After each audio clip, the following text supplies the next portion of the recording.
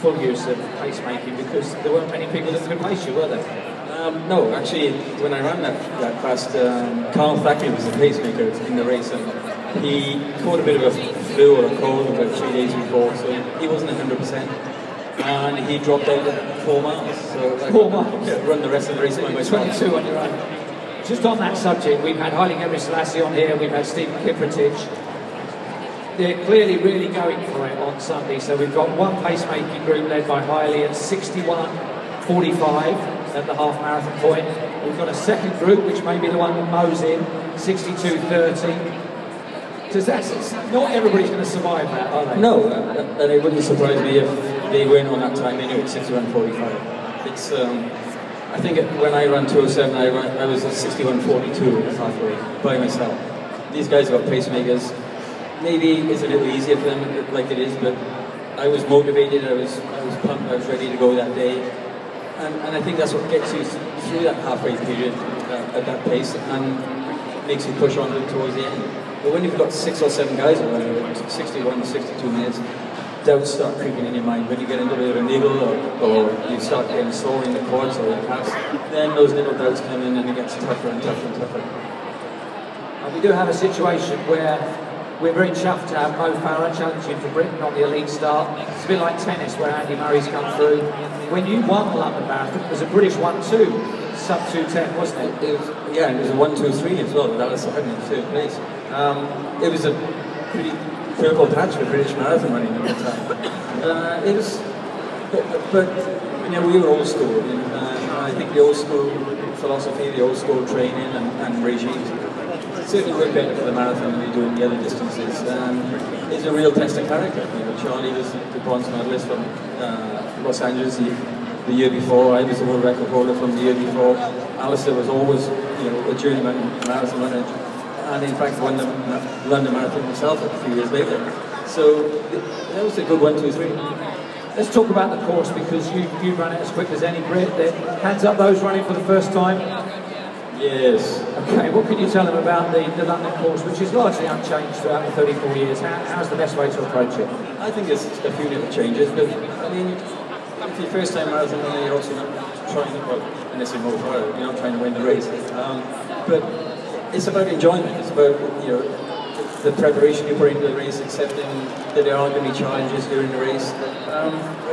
Just mentally and physical, just relax and enjoy the occasion. It's not a tough course, it's not the hardest course in the world.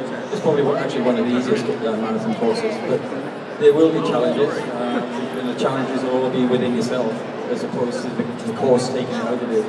But if you prepare right, and you've done it, you think you've done everything right, then it should be a piece of cake.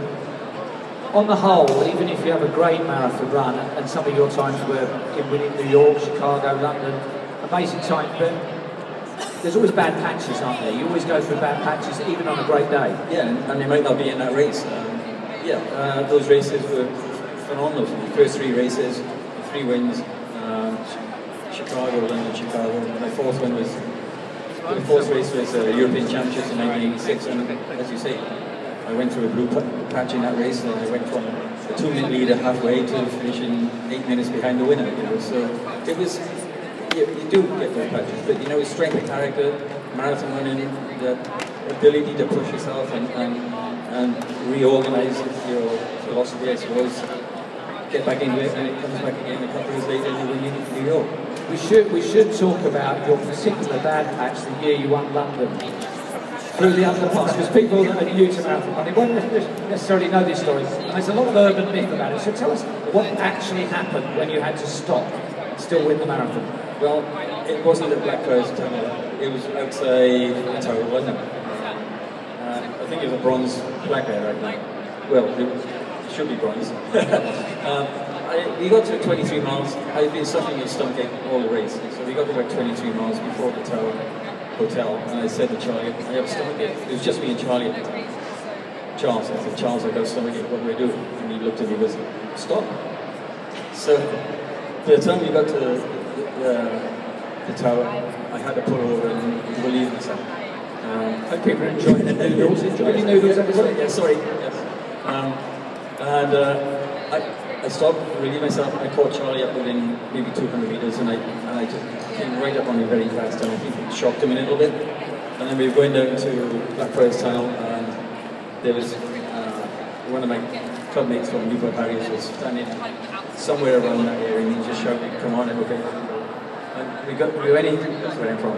We went into the tunnel, and I had 10 seconds together, and I had 10 seconds when I came out. So, and then I had to look back. Actually, I looked back 3 times. I was a bit nervous. And like you say, it was a great race. 1, 2, 3 for UK. 2 guys under 209. You can't ask for better than that, I think, in London Marathon. Charlie was pretty disappointed.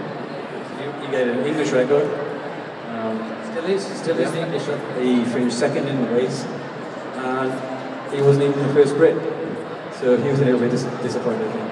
So with all your digestive issues and your front running issues and your hydration issues, what would you say when you look back over your marathon is the advice on race day, eating and drinking, the final 24 hours? What should people do and not do? Don't do anything different. You've obviously done some longer races.